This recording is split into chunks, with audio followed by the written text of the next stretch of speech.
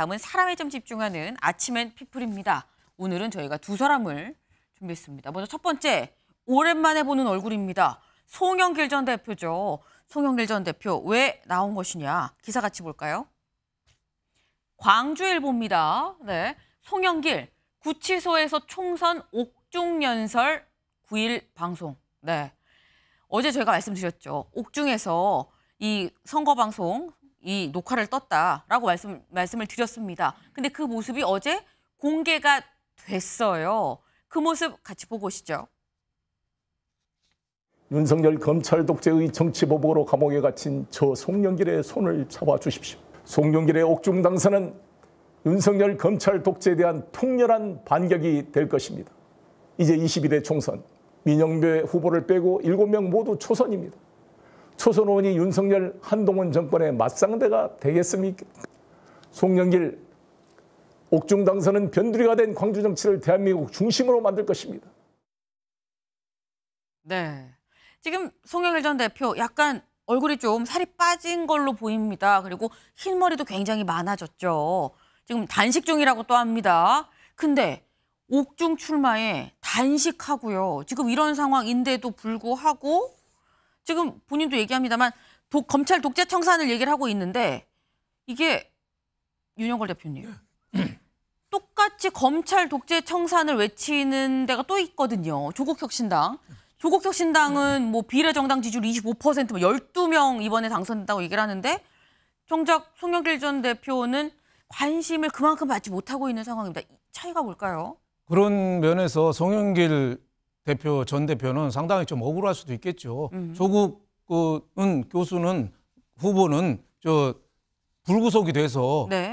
2년형을 받았지만은 구속이 안 돼서 저렇게 비례대표 석권을 하고 있을 정도로 지지율이 올라가고 있는데 자신은 어떻게 보면 돈봉투 사건으로 구속돼서 상대적으로 불이익을 받지 않느냐 이렇게 억울한 마음에 저렇게 검찰 독재를 얘기하고 있는 것 같은데 네. 그럼에도 불구하고 지금 저렇게 옥중에서 저렇게 유세를 하고 한다는 게 지금 어떻게 보면 군사 유신 독재 때도 아니고 저런 게 돈봉투 사건 때문에 어떻게 보면은 거의 증거가 뚜렷이 나타나기 때문에 구속이 된 거거든요, 법원에서. 네. 그렇게 좀 억울하게 탄압받은 이미지로 저렇게 호소한다고 얼마나 설득력이 있을까 이런 생각이 좀 듭니다. 네. 이번 선거에 어떻게 보면은 가장 어떻게 보면 우울한 측면 중에 하나가 싶어요. 9개 혐의로 재판받는 그 민주당 대표 또 2심에서 2년형 받은 또 비례대표 조국 혁신당 대표 그리고 소나무당에 또 이분 감옥에 있는 분까지 나와서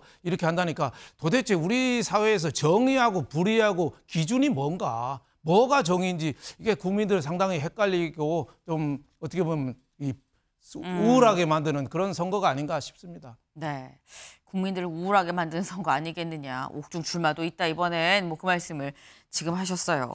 근데 제가 아까 질문을 드렸던 게 그거였었죠. 똑같이 검찰 독재 청산해야 됩니다라고 얘기를 하는 사람이 조국 대표도 있고 송영길 대표도 있는데 왜 송영길 대표한테는 관심이 그만큼 안 가는 것이냐. 이 말엔 반대로 그만큼 관심을 받는 사람도 있다는 거죠. 조국 대표입니다. 두 번째 인물이죠. 저희. 네, 조국 대표. 조국 대표는 오늘 어떤 기사인지 같이 보겠습니다. 조국 의석수 10석 플러스 알파도 가능하다. 제7공화국 세우자. 네. 이렇게나 다를 수가 있는가. 한쪽에선 네, 열심히 단식도 지금 하고 있지만 사실 지지율이 별로 안 나온 상황이에요. 근데 여기는 지금 25%까지 나오고 있죠. 조국 대표 어제 무슨 얘기를 했는지 들어보고 오시죠. 근데 오늘 이 용산을 택한 경우는 용산 자체에 용산 안에 뭐가 있죠? 그분이 계시죠? 이 윤석열 정권의 심판에서 제일 책임질 사람이 여기 계시죠? 윤석열 정권이 창출되고 난 뒤에 윤석열 정권의 실정과 부패와 비리에 책임 있는 사람들 이쪽을 찾아가야겠다고 마음을 먹었습니다.